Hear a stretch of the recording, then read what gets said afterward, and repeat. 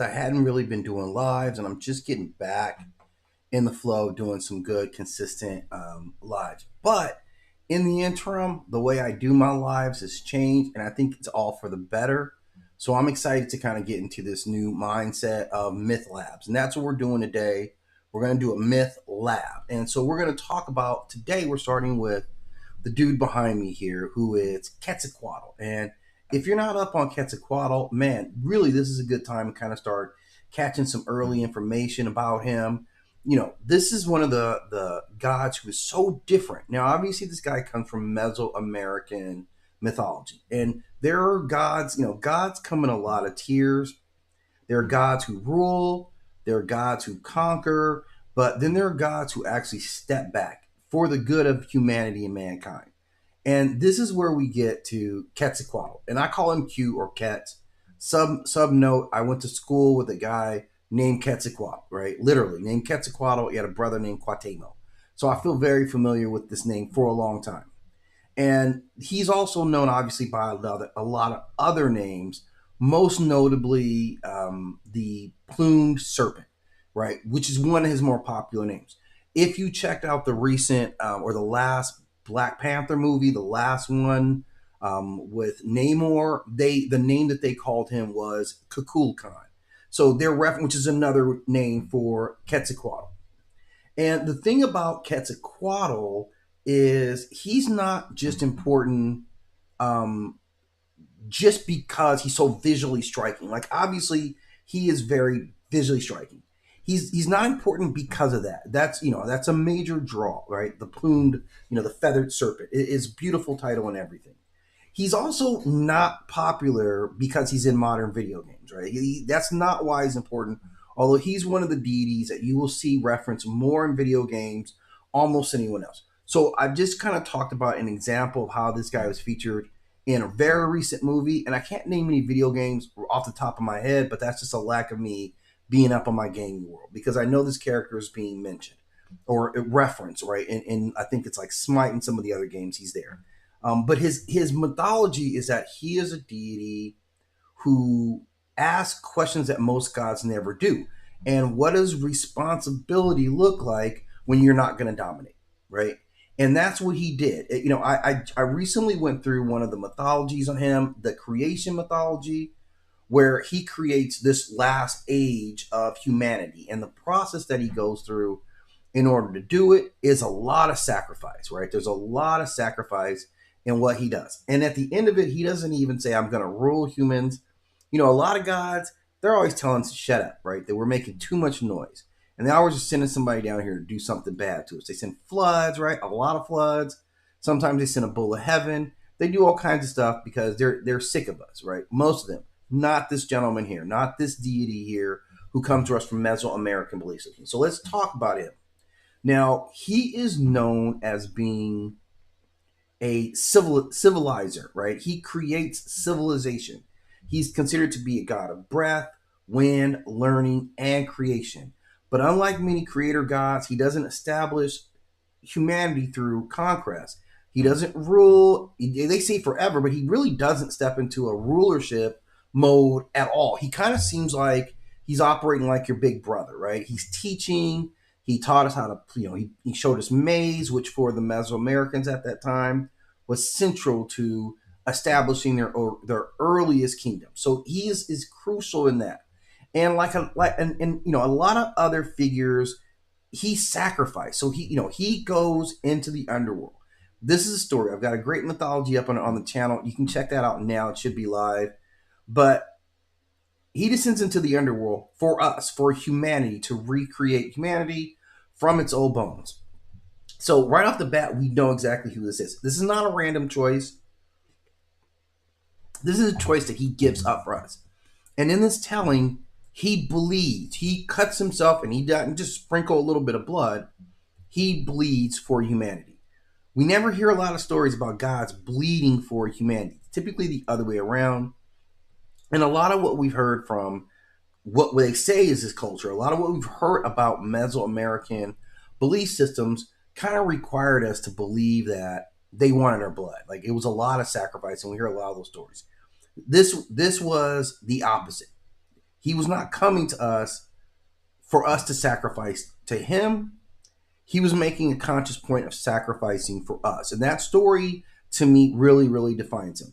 And in the telling of the story, he says that we were not created to be perfect because we come from all these broken parts. And the myth of the 5 ages or the 5 sons is great mythology. So if you're into it, like I said, I have a myth up on both Quetzalcoatl, but also that particular myth of the 5 ages. And correct me if I'm wrong with that, anyone's out there, and I'm sure you will. So this is the foundation of who he is. That he built humanity off of these bones from the previous iteration of culture and life, and that allows him to, facilitate us. Right? We grow from all the past experience, so we have those experiences in us from our previous ancestors, although we're not consciously aware of them. That's ultimately what we get when we talk about the myth. Now, one of the ways I like to try to understand deities is not just who they are or what they do, but also who do they resemble across other cultures. So for this part of the breakdown, I'm going to focus on one big aspect of who he is, and then we're going to talk about another aspect before I wrap this up. But from this standpoint, we're going to talk about him in the sense of cosmic awareness. He is fully into the intellectual side of humanity, and we see him represent that all the time. How he moves. So this is who he really represents. Now, from that same lens, I would add a couple other figures who I want to have comparisons to for other cultures. They're comparisons and also kind of showing solidarity in thinking or commonalities. So those other two would be Thoth, who is the Kemetic deity associated with language, measurements, and of course Ma'at. And then we'll talk about Metatron as well. Now, of course, Metatron comes to us from biblical reference. This is a biblical figure when we're talking about Metatron. So let me see if I can get this video. I had a couple of prep. I got some prep work. I did some actual prep for you guys nowadays, right? I'm all brand new, right? I don't roll the same way anymore. So now I'm gonna get you guys some real prep. Where's my myth lab? As I said that, then I have to go through and put myself up. But I got it here for you, and it's going to be well worth it. Okay. So where's this first one? Cats Thoth. Cats Thoth. Metatron. And where are you here?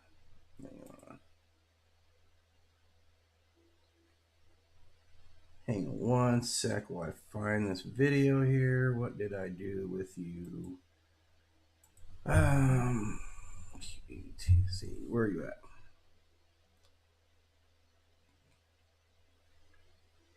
Okay, here we go. Okay, sorry about that, guys. Okay, this will be well worth it here. Let me actually pause you here,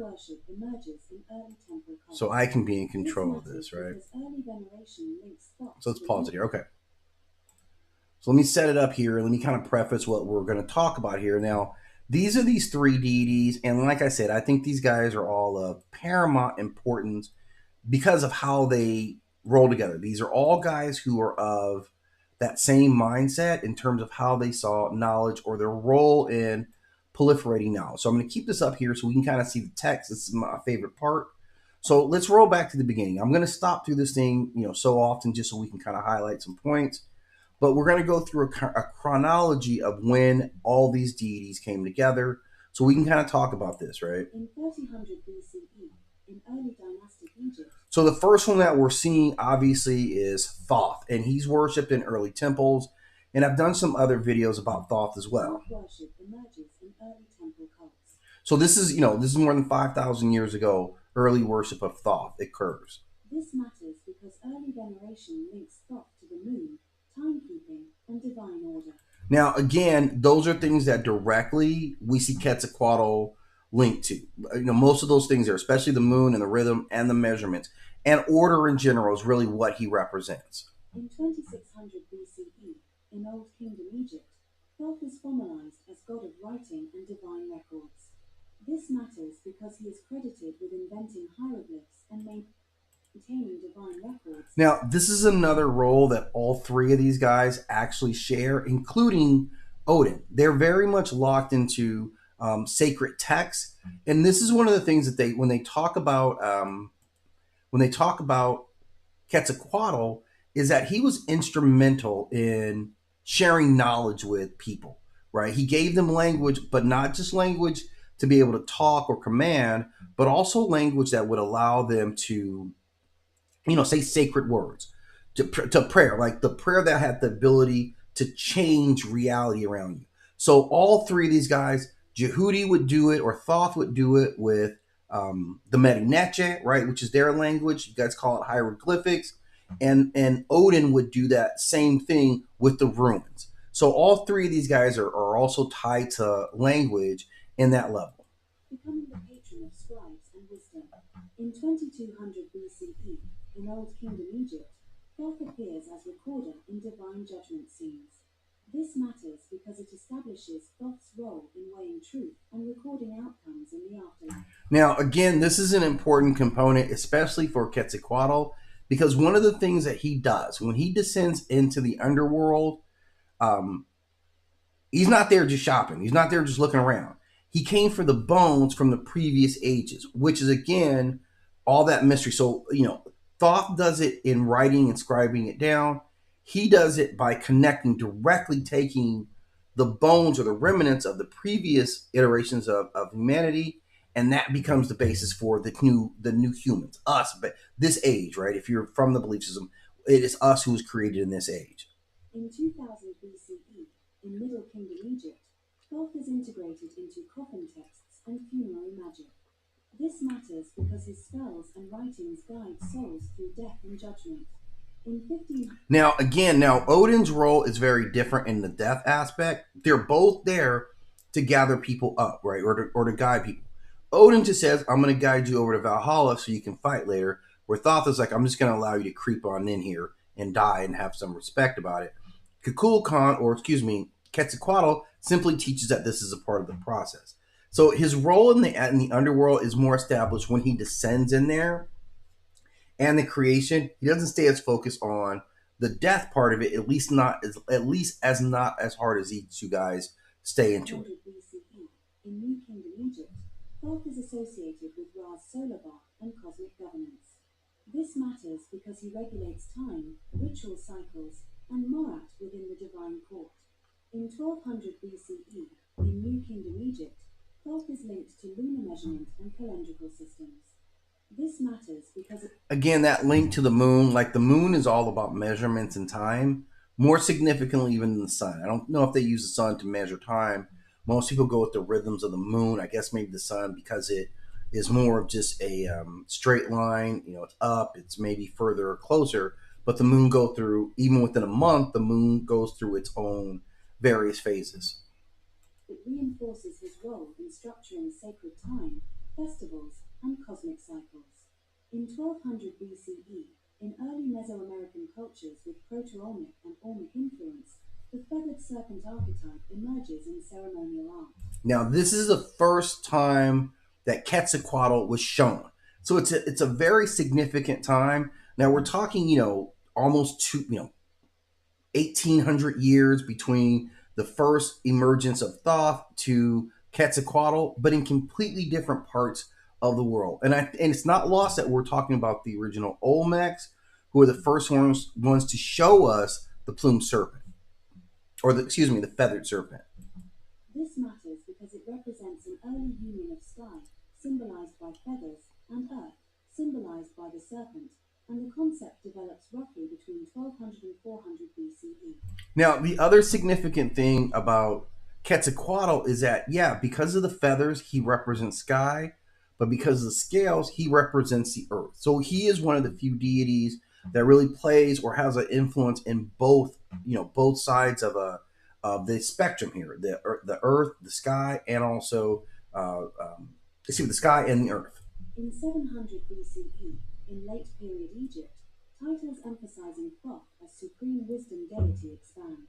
This matters because honorific language elevates Thoth above most gods in intellectual authority. In 500 BCE, in ancient Israel and Second Temple Judaism, Enoch is described as a righteous scribe and visionary in Second Temple literature. This matters because it establishes Enoch as a recorder of divine knowledge and cosmic order, setting the groundwork for the later identity. Now, Enoch is obviously extremely important. Enoch, of course, is the human who becomes deified, and right, and we see him, all over the place in terms of Christian belief system. So that image of Odin that should have been Metatron there. So I screwed that up on the second one as well, but we'll correct the information. But this is where Metatron starts to figure in, and this Metatron timeline is going to be important as well. Of Metatron. In 300 BCE, in Second Temple Jewish tradition, Enoch is taken alive into the heavens in apocalyptic tradition. Yes. This matters. So Enoch becomes Metatron. So he's the first one that is mortal who becomes divine in this specific way. So this is a huge thing, but this again is all circling like this knowledge and understand of creation itself. This is why these guys are all so important for their various belief systems. Because it introduces the concept of ascension without death, a precursor to Metatron as an exalted being. In 200 BCE, in Ptolemaic Egypt, Thoth is syncretized with Greek Hermes as Hermes Trismegistus. And this would be huge because this is one of the largest iterations of Thoth, obviously throughout the Greek empires where it was spread. And at this time, they were really colonizing a huge, huge swaths of the entire earth, spreading that knowledge of Thoth during that period of time. This matters because that fusion creates the Hermetic wisdom archetype credited with cosmic and esoteric teachings. In 100 CE, in early Jewish mysticism, Enoch is transformed into the angel Metatron in mystical interpretation. Yeah, I did a piece on Metatron. If you're interested in hearing it, because Metatron is a crazy story. I mean, it really, really is. And I think it's very, very layered in what he means. You can check that out independently. I'll kind of keep it to this conversation about understanding intelligence, and that's what we're seeing with these three figures that we're talking about. This matters because it marks the transition from a human prophet to a highest ranking angelic figure. In 150 CE, in Roman Egypt and the wider Mediterranean, Hermetic texts attributed to Hermes, Thoth circulate widely. This matters because these Hermetica influence philosophy, alchemy, astrology, and mystical thought across cultures. In 200 CE, in Merkabah and Hecalot literature, Metatron is described as celestial scribe and keeper of divine records. Very important. I mean, like the scope of Metatron. Metatron is so powerful. Right, that he's basically divinity. That's how powerful knowledge has been for this trifecta of deities here. This matters because it positions Metatron as recorder of human deeds and administrator of heavenly order. In 250 CE, in the Teotihuacan region, the Feathered Serpent cult formalizes at a major urban center. This matters because the Temple of the Feathered Serpent becomes a focal point of ritual power, with worship active roughly from 400 BCE to 250 CE. The Temple of the Feathered Serpent. I would absolutely go there. I would absolutely go to the Temple of the Feathered Serpent. If I ever got any kind of invitation to that joint, I'm definitely going. In 300 CE, in rabbinic mystical tradition, Metatron is referred to as the lesser YHWH in mystical. The lesser Yahweh. This is what Metatron is known as. The lesser Yahweh, which means the lesser God. Like they're comparing you to the omnipresent, all powerful deity, and you are in a secondary position from him. That's startling, but that's an amazing testament to how they view Metatron. This matters because it highlights theological tension around Metatron's authority and his proximity to divine power. In 600 CE, in Hecalot mysticism, Metatron is associated with heavenly palaces and throne visions. Yes. This matters because it expands his role as guardian of the divine throne and gatekeeper between human mystics and the divine presence. In 800 CE, during the Islamic Golden Age, Islamic scholars fold Hermes, Thoth into prophetic lineages as Idris. Wow, that's very powerful. I actually wasn't aware of that myself until I read this as I was putting the script together. So I had never, so like I know Thoth has been all over the world in various names. I had never heard the name of Idris being associated with him out of the Islamic culture. This matters because it preserves Thoth's wisdom legacy through Hermes in Arabic esoteric and scientific traditions. In 900 CE, in Toltec cultural memory, Tepoztsin Quetzalcoatl is remembered as priest king of Tula. Now, this is where you see Quetzalcoatl is starting to appear in other cultures as well. Like initially, we say Mesoamerica because he starts to filter all over Mesoamerica, not just staying with the earliest cultures of the Maya and what we now call the Aztecs, which sounds like that's completely false. But he was already manifesting in various cultures, and I'm sure they had trade, and there's probably cultural exchange as well, but he was primed to really spread out in terms of like being the dominant voice on the scene because of what he represents with humanity. This matters because the myth blends deity with human rulership, emphasizing restraint, learning, and opposition to human sacrifice between roughly 900 and 1150 CE. In 950 CE, in Toltec civilization at Tula, Quetzalcoatl is emphasized as priestly ideal and ethical ruler. This matters because leadership is framed as alignment with cosmic order rather than domination. In 1200 CE, in medieval Kabbalah in Spain and Provence, Metatron is integrated into Kabbalistic tree of life systems. Yeah, there's a lot of mythology that's kind of around him, and like even in mathematics. So there was a lot of schools that were ultimately based on what his principles were. This matters because it positions Metatron as structural intelligence linking divine emanation to manifested reality. That's where they're talking about taking and affecting reality. This is what they're talking about. And if you've heard of Metatron's cube, I think it's called, it is a testament to like how you understand the logistics of how the universe actually works together. It's an amazing mythology story. In 1460 CE, in Renaissance Italy, Marsilio Ficino translates the Corpus Hermeticum into Latin. This matters because it triggers a Hermetic revival and repositions Hermes, Thoth as a primordial sage and source of ancient wisdom. So Thoth is huge, right? Thoth is huge. We've already seen him. Now he's translated into Latin, and once he becomes the Hermetic principles, people are still embracing Hermetic principles right now. I think there are various schools based on Hermetic principles, which are all based on Thoth or the Jehudi. In 1500 CE, in early modern Jewish mysticism, Metatron is invoked in practical Kabbalah and angelic magic. This matters because Metatron becomes a central name in angelic invocation and protective rites. In 1614 CE, in early modern Europe, Isaac Casaubon critically redates Hermetic texts to late antiquity. This matters because it challenges claims about their extreme antiquity but does not erase Thoth's esoteric influence. In 1900 CE, in late 19th and early 20th century Western esoteric movements, Metatron is referenced in early modern occult and theosophical writings. This matters because he is recast as an abstract cosmic intelligence within new spiritual hierarchies. In 1904 CE, in the British occult revival, Aleister Crowley begins development of the Thoth tarot system. This matters because the modern occult revival reframes Thoth as patron of a tarot deck and archetype of hidden knowledge. Wow. Okay. Again, some learning for me going down here. That Aleister Crowley, man, that's some deep mythology. And if I'm correct, I've always associated him with more Cthulhu and what do they call it? Lovecraftian belief system. The tarot cards lean me hard to that. I'll have to do some investigation to see whether I'm right, but that's an interesting bit of knowledge I'm glad we could share here today. In 1932 CE, in American cinema, the Scroll of Thoth is featured as a key artifact in the film The Mummy. Which is a terrible movie, by the way. Like I'm surprised they've got that bit of truth in there in the Mummy, because everything else they talk about in mythology is it's just nonsense in that movie, that whole franchise.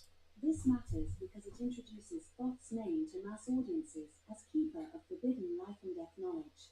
In 1944 CE, in Western esotericism, Crowley's work The Book of Thoth is published.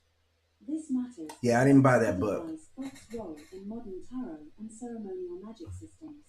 In 1960 CE, in Western New Age movements, Thoth is invoked in New Age and Neo-Hermetic writings as an ascended master or guide. This matters because it transforms Thoth from a historical deity into a metaphysical teacher in channeled texts and modern spiritual systems.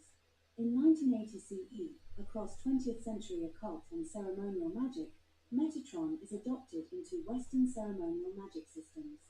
This matters because it carries Metatron from Jewish mysticism into Hermetic and ceremonial magic lineages. That's the interesting component of it is now Metatron becomes also seen as an influencer of the world. Like Thoth does it through writing. He's described, but he can write reality. The same thing with Quetzalcoatl. He teaches them to speak it to be able to change reality. So it's more like spell casting is what we're getting. In 1990 CE, in late 20th century esoteric and pop spiritual writings, Metatron is popularized in New Age circles as an organizing intelligence of light grids and higher realms. Wow. This matters because his role shifts from primarily Jewish mystical angel to global metaphysical archetype of cosmic structure. In 1997 CE, in American cinema, Metatron is portrayed as the voice of God in the film Dogma. This matters because it Yeah, that was a great flick, and we do see Metatron in that. I didn't realize the significance of him then, but to see this figure still to be, I mean, I don't know when Kevin, oh, what's that name? Kevin, it's not Kevin James, right? The guy who did Kevin Smith, right? Who did Dogma. Great movie, by the way. It's very much focused on Catholic beliefs, but still, even not being a member, you'd still be able to get a lot of meaning out of it. And overall, it's a pretty good movie. Chris Rock was in that too. popularizes Metatron as a celestial bureaucrat translating divine will into human language. In 2000 CE, in global pop culture, Metatron appears as a cosmic administrator in comics and other narrative media. This matters because he becomes a recurring figure representing cosmic law, order, and divine bureaucracy in He is always popular in comic books and stories. Sometimes he'll be called Jehudi or other names, but he stays in comic books. modern fiction. In 2001 CE, in Japanese video games and mecha fiction, the orbital frame Jehuti, named after Jehuti or Thoth, appears in Zone of the Enders. This matters because Thoth's alternative name is associated with advanced technology and combat mythology in a futuristic setting. In 2005 CE, in modern occult and angel-focused spirituality, Metatron is framed as an angel of ascension and spiritual awakening in books and workshops. This matters because his identity is reinterpreted for personal transformation and self-help spiritual frameworks. In 2010 CE, Getting pretty in close modern now. myth channels and comparative religion discussions, Quetzalcoatl is increasingly presented as a civilizing deity rather than a simplistic alien figure. This matters because it reframes him back into his cultural context as a god of knowledge, ethics, and responsibility. Now, let's also keep in mind that's particularly stands out for both Thoth and Quetzalcoatl was colonization, right? So they go through a whole period of trying to wipe these deities out. Particularly, I believe that Quetzalcoatl went through a huge. See, Thoth benefited from being embraced by the Greeks, so they kept speaking his name. They would translate his name into multiple language. You might not know that if you're not up on it. To know, right? I don't necessarily look at Egypt and think, Hermetic. I hear Kemetic and I hear Hermetic, and I'm like, okay, wait a minute, what's going on there? So with Quetzalcoatl, there's also this huge pushback to keep people ignorant of this knowledge, especially the people who are from those lands. In 2010 CE, in early 21st century internet and media culture, Metatron appears in fantasy television series and online fan discussions.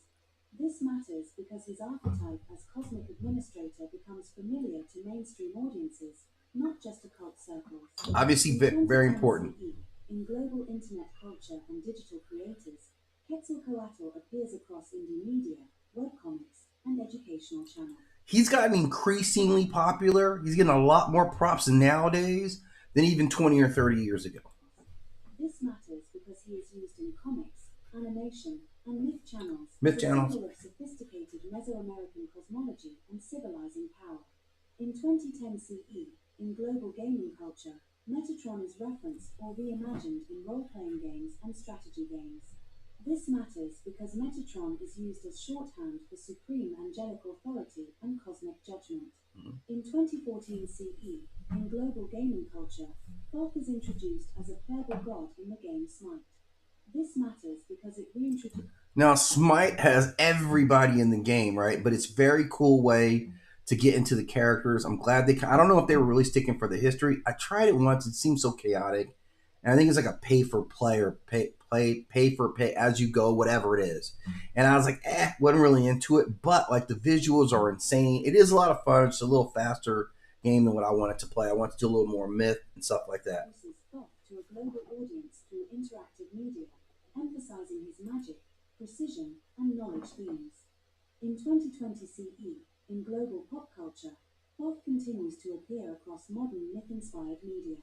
This matters because he persists as a symbol of intelligence, records, magic, and cosmic order across multiple platforms. In 2020 CE, Mm-hmm. in global pop culture, Metatron continues to function as a symbol of cosmic structure and mediation. You see how popular all these figures remain over all this time. We're talking Metatron, we're talking Jehudi, we're talking Quetzalcoatl, all still extremely current. Now these gods, these deities, go back. We're talking 5,000 years, 3,000 years, to 1,500 years of still being active and around. This matters because he maintains relevance as an archetype of order, mediation, and divine bureaucracy in modern mythmaking. So, an excellent way to kind of get it started, right? Talking about Quetzalcoatl and who was running contemporary to him. So, if you're into it, man, I definitely love to talk to you guys more. The comment section is a little dry. Again, this is my first time doing a Myth Lab, period, and my first time live streaming on this channel in a long time. I went through some legal battles. You know how it is with YouTube. But now I'm back. So, what we're going to do now, I'm going to cut it off right now. I've done about 30 minutes, which is usually about as long as I can talk without getting hungry, right? Which is kind of where I am. It's lunchtime where I am here. So in the meantime, I'll probably be back on later. I'm going to talk part two of Quetzalcoatl. I do want to wrap him up today, but it is going to require a second section. I think will be just as interesting, if not more so. So if you enjoyed this, definitely come back, hit the channel, subscribe, and like. Definitely appreciate it. Let me know what deities you want to hear about because I'm going to be doing these myth labs. I'll probably do these maybe starting off 3 times a week. We'll see how much I can handle, but it's definitely a joy to be doing these, to be able to kind of take a look at these deities from a deeper angle. So I'm going to thank you guys for stopping in. I'm going to get myself a little bit of grub right now, do some prep for later, and I'll be back on to talk about more Quetzalcoatl.